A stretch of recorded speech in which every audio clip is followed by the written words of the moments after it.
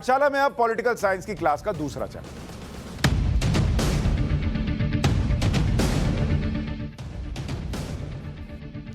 पार्टियां चुनाव लड़ने के लिए नेताओं को टिकट देती हैं, लेकिन कुछ पार्टियां ऐसी हैं जो टिकट देने के साथ साथ नेताओं को यह कसम भी दिलवा रही कि चुनाव में जीत गए तो पार्टी छोड़कर नहीं जाना है। गोवा में कांग्रेस कुछ ऐसा ही कर रही है। कैसे कांग्रेस के उम्मीदवार वफादारी की कस्में खा रहे हैं, उनको कस्में दिलाई जा रही। पिछले बार क्या हुआ था, जब तक दिग्विजय सिंह पहुंचे तब तक सब इधर से उधर होकर बीजेपी की सरकार बन गई थी। तो इस बार उनको कसम खिलाई जा रही है कि तुम पार्टी छोड़ कर नहीं जाओगे। खाओ कसम, बोलो गॉड प्रॉमिस। सुनिए एक बार। प्रतिज्ञा करता काँग्रेसीन जे आमकां तिकीट दिल्ली आसा त्या हातून आमी निवडून येवन आमी देवटेन वत नासतना पक्षा बरोबर एकनिश्ठ रावन पक्षाचे उदरगत जाता अशें काम करतले आमी। ये अपने आप में गजब है कि नेता खड़े होकर भगवान के सामने हाथ जोड़ के कह रहे हैं कि मैं जो है दल नहीं बदलूंगा, मैं पार्टी नहीं बदलूंगा, चुनाव के बाद मैं जिस पार्टी में हूं उसी में रहूंगा। आप बताइए, इसके बाद बदल जाएंगे ये लोग तो भगवान भी क्या करेंगे। ये गोवा में दल बदल का सच है। कांग्रेस ने टिकट तो दे दिया, लेकिन उन्हें उम्मीदवारों पर भरोसा नहीं है।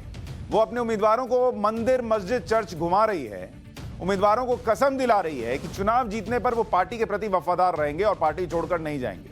कांग्रेस के 36 उम्मीदवारों ने भगवान की कसम खाई। उम्मीदवारों ने महालक्ष्मी मंदिर जाकर, बॉम्बलिम क्रॉस चर्च और हमजा शाह दरगाह में जाकर यह शपथ खाई है कि हम कांग्रेस पार्टी नहीं छोड़ेंगे। अब आपको वफादारी की कसम के पीछे की कहानी भी बताता हूं, क्यों कांग्रेस अपने उम्मीदवारों को कसम दिलवा रही है।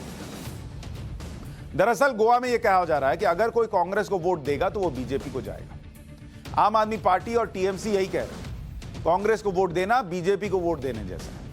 गोवा में वोटर्स के बीच गलत संदेश न जाए, इसलिए कांग्रेस उम्मीदवारों को शपथ दिलवा रही है। कांग्रेस खुद तो उम्मीदवारों पर भरोसा नहीं कर रही, लेकिन वो चाहती है कि जनता उसके उम्मीदवारों पर भरोसा करे और वो जाके बताए कि देखो ये भगवान का कसम खा के आया, वो जाएगा छोड़ के नहीं जाएगा। तो ये तरीका है। और मैं तो सोचता हूं नेताओं के बारे में जो पलट के ये भी नहीं बोलते कि हटाओ, मेरे पे इतना भरोसा नहीं, मैं भगवान के पास जाके गॉड प्रॉमिस खेलूंगा, लेकिन कर रहे हैं। क्या कीजिएगा, इतना नेता लोग का इमेज खराब हो गया। कांग्रेस को डर है कि इस बार कहीं 2017 जैसी हालत ना हो जाए। 2017 विधानसभा चुनाव के दौरान सबसे बड़ी पार्टी होने के बावजूद कांग्रेस सरकार नहीं बना पा रही। अब आप देखिए 2017 में 2017 इसमें गोवा में क्या हुआ। गोवा में कांग्रेस को 17 सीट मिली थी, 17, और बीजेपी को मिली थी 13 सीट, मात्र 13 सीट, मतलब 4 सीट कम। इनको 17 सीट, इनको 13 सीट। इसके अलावा गोवा फॉरवर्ड पार्टी, ये एक पार्टी वहां पर थी, और महाराष्ट्रवादी गोमंतक पार्टी, इन दोनों को 3-3 सीट आई थी, 3-3, और 3 निर्दलीय थे। इंडिपेंडेंट जो है वो 3 थे, और एनसीपी के खाते में 1 सीट आई, एनसीपी 1। कांग्रेस बीजेपी दोनों ही बहुमत के आंकड़े से दूर थे। 40 सीटों वाली विधानसभा है, तो ना इनको 21 आ रहा था और ना इनको 21 आया हुआ था। इनके लिए 21 4 सीट दूर था, और इनके लिए 21 जो है वो 8 सीट दूर था। लेकिन पहले बीजेपी ने समर्थन जुटा लिया, और सबसे बड़ी पार्टी होने के बावजूद कांग्रेस सरकार बना नहीं पाई। इन 5 सालों में कांग्रेस के 17 में से 15 विधायक पार्टी छोड़कर बीजेपी में जा चुके हैं। इस डर से कांग्रेस अपने उम्मीदवारों को कसम खिलवा रही है। We have tried to remove any doubts in the minds of the public, by and large, that Congress is very serious about the perception. Many times the political parties are asking that what is the use of electing Congress MLAs, they will go to other parties. These are the parties we have been poaching our MLAs. If a son leaves the parents and goes, it is not only parents to be blamed. Only parents can be blamed. Son is equally responsible, and those who take him, they are also responsible.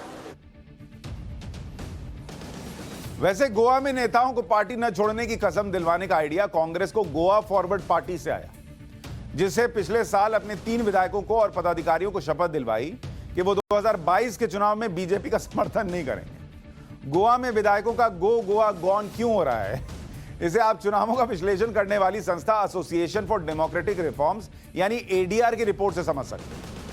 ADR की जो report है उसके मुताबिक अगर आप गोवा का हाल देखिएगा, ऐसे ही नहीं हो रहा, घबराए हुए ऐसे थोड़ी हैं, कुछ है तब तो घबराए हुए हैं। गोवा के बारे में देखिए, गोवा को लेके एडीआर की रिपोर्ट वो क्या कह रही है, इसको देखिए।